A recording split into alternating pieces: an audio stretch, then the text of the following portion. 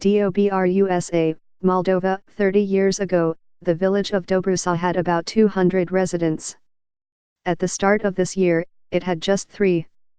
Then 2 were murdered. And now there is just 1, Grisa Muntean, a short, mustachioed farmer often found in a flat cap, a checked shirt and a ripped pair of blue trousers held up by a drawstring. For company, Mr. Muntean has his 2 cats, 5 dogs, 9 turkeys, 15 geese, 42 chickens, about 50 pigeons, 120 ducks and several thousand bees. The other humans have either died, left for larger towns and cities in Moldova, or emigrated to Russia or other parts of Europe. The loneliness kills you, Mr. Muntean, 65, said on a recent afternoon. His former neighbors' houses are vanishing almost as fast as their owners. With few animals to graze the roadsides, and with only Mr. Muntean to prune the orchards, the buildings are sinking below a canopy of walnut groves and apple trees. Dobrusa, pronounced Dobrushu, was once a village of 50 houses that lined 2 parallel streets at the bottom of a shallow valley. Like many settlements across Moldova, it emptied out after the fall of the Soviet Union in 1991, an exodus mirrored across Eastern Europe, which has the world's fastest shrinking population. Now only a few corrugated iron roofs can still be seen in Dobrusa, poking above the undergrowth. They are visible from the dirt track that connects the village to the nearest tarmac road. 100 miles. Ukraine. Dobrusa, Moldova. Chisinau, Romania. Black Sea, Bucharest. By the New York Times.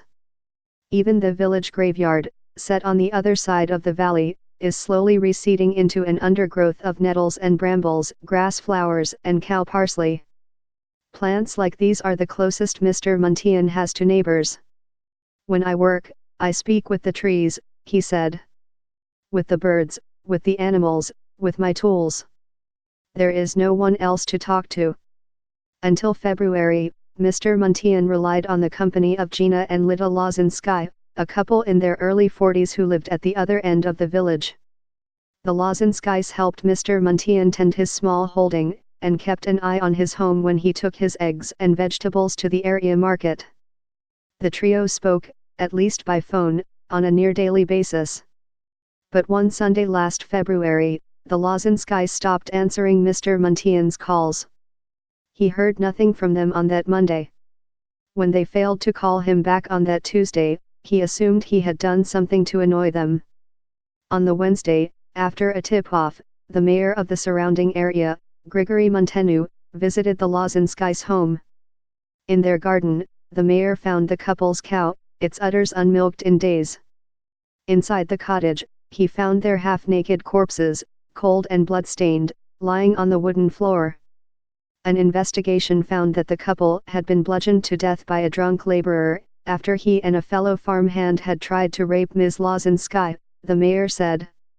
6 months on, their home is almost as they left it, with clothes strewn on the floor and a box of powdered milk in the front window. Their garden is already wild. Up on the hillside, their graves are being slowly submerged by the weeds. Within a few years, a visitor may struggle to find the gravestones, let alone remember who was buried there. Gina's mound is wrongly marked George. Now, Mr. Muntean is the last survivor of a village that was first settled in the 19th century, when the area was part of the Russian Empire. According to local folklore, its first residents were Ukrainians who had ultimately hoped to reach the United States, but missed their boat, and Moldovans who had fallen out with a landowner in another area. The village prospered in the decades after World War II, when Moldova was folded into the Soviet Union. Dobrusa gained a shop, an elementary school, a summer camp for children and a village hall that showed films on Sundays. The collective farm provided work for all in the nearby wheat fields, vineyards and orchards. But the collapse of the Soviet Union led to the decline of the collective system and the privatization of the agriculture sector. To find jobs, many Moldovans left their villages, and to find higher salaries, thousands left the country altogether. When Mr. Muntean, who had lived in a neighboring village, arrived in Dobrusa in 2000 to set up a small sheep farm. The village's population had fallen to around 70, Mr. Muntean reckoned. Between 1990 and 2015, Eastern Europe's population fell by 18 million people, to 292 million. About 1 in 4 Moldovans lives abroad, according to estimates by the United Nations Development Programme, while the resident population fell by 500,000 to 2.8 million between the censuses of 2004 and 2014. In Dobrusa, most of those who remained were pensioners. The school closed in the late 1990s, along with the shop, the camp, and the village hall. It started to feel like a ghost town, said Valentina Ardin, who was born here in 1939. It was like a desert. Ms. Ardin left for the nearby village of Vajleka in 2012 with her grandchildren, leaving no more than 20 residents behind.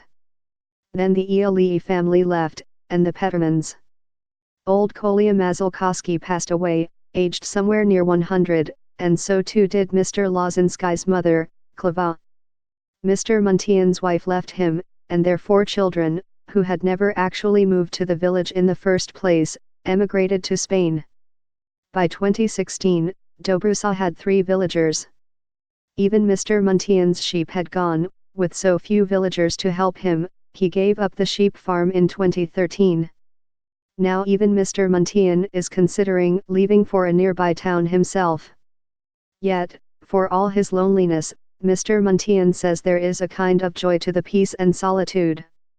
He grows his own vegetables and makes his own honey.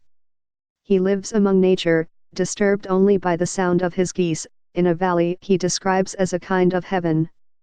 Besides, Mr. Muntean doesn't always feel so alone when he sits in his cluttered farmyard next to his chicken coops, his greenhouses and his broken-down lada and gazes up at the village graveyard.